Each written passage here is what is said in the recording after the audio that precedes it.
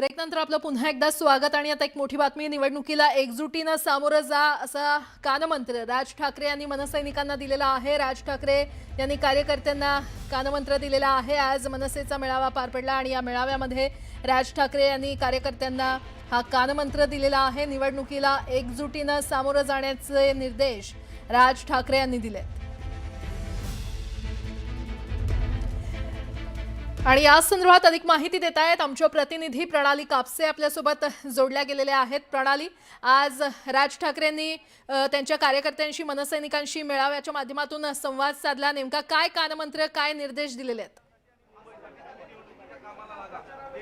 अत्यंत महत्त्वाचा संवाद हा आज होता। त्यांनी त्यांच्या कार्यकर्त्यांना एकजुटीनं राहण्याचा सल्ला दिलेला आहे। सगळ्यात महत्त्वाचं त्यांनी आज सांगितलं की आपल्याला किती जागा मिळतात यापेक्षा महाराष्ट्र मोठा आहे। ज्यांनी महाराष्ट्राला तोडण्याचं किंवा मुंबईला तोडून नेण्याचं स्वप्न पाहिलेलं आहे त्यांचं स्वप्न गाडण्यासाठी एकत्रित व्हा। मराठी माणसाची एकजूट दिसू द्या। वैयक्तिक स्वार्थापेक्षा महाराष्ट्र मोठा आहे, मुंबई मोठी आहे हे त्यांनी सांगितलेलं आहे। त्यांनी हे सांगितलं की राज्यात ही केंद्रानं बसवलेली माणसं आहे, त्यामुळे मुंबई गिळंकृत करण्यासाठीचे हे सगळे प्रयत्न सुरू आहे। मुंबईच्या आयुक्तांमार्फत हे सगळं केलं जात आहे, त्यामुळे सगळ्यांनी एकत्रित येऊन मुंबईवर भगवा कसा फडकेल याचा प्रयत्न करा। मुंबई वाचवण्याचं, महाराष्ट्र वाचवण्याची ही आपली शेवटची संधी आहे असं त्यांनी या ठिकाणी सांगितलेलं आहे। आणि म्हणून कार्यकर्त्यांना त्यांनी एकजुटीनं राहा, वैयक्तिक स्वार्थापुढे महाराष्ट्र मोठा आहे हे राज ठाकरे यांनी या मेळाव्यातून सांगितलेलं आहे। नरेंद्र मोदी आणि EVM यांच्या जीवावर ते लोक माज करतायत। अशा प्रकारचे काळ अनेक देशावर आले। सत्तेविना जगण्याचा काळ हा मनसेनं बराच कालावधी बघितलेला आहे आणि त्यामुळे त्यांनी असं सांगितलेलं आहे की यादी जाहीर झाल्यावर किंवा उमेदवारी दिल्यावर काही जण नाराज होतील, पण नाराज होऊ नका।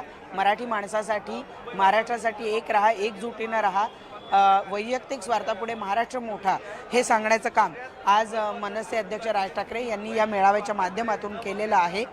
अत्यंत शांत पद्धतीनं, संयमी पद्धतीनं मनसे अध्यक्ष राज ठाकरे आज मेळाव्याला येताना दिसले आणि जाताना सुद्धा दिसले। एक वेगळाच कॉन्फिडन्स हा मनसे अध्यक्ष राज ठाकरे यांच्यामध्ये दिसून येतोय।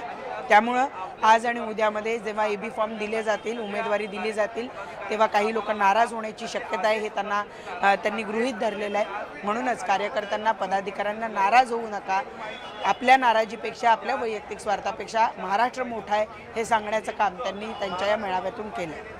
बरं प्रणाली, खरं तर अनेक मनसैनिक किंवा कार्यकर्ते असतील जागा वाटपावरून नाराज देखील होते, त्यांची नेमकी कशा पद्धतीने आज समजूत काढण्यात आलेली आहे?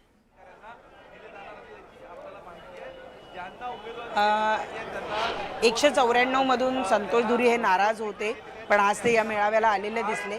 अनिशा माझगावकर या मात्र या मेळाव्यासाठी आलेल्या नाही आहेत। 119 मधनं त्या इच्छुक होत्या, त्या अजून या मेळाव्याला दिसल्या नाही। त्यामुळं अनिशा माझगावकर नेमकं काय करतात हे बघणं महत्त्वाचं ठरणार आहे।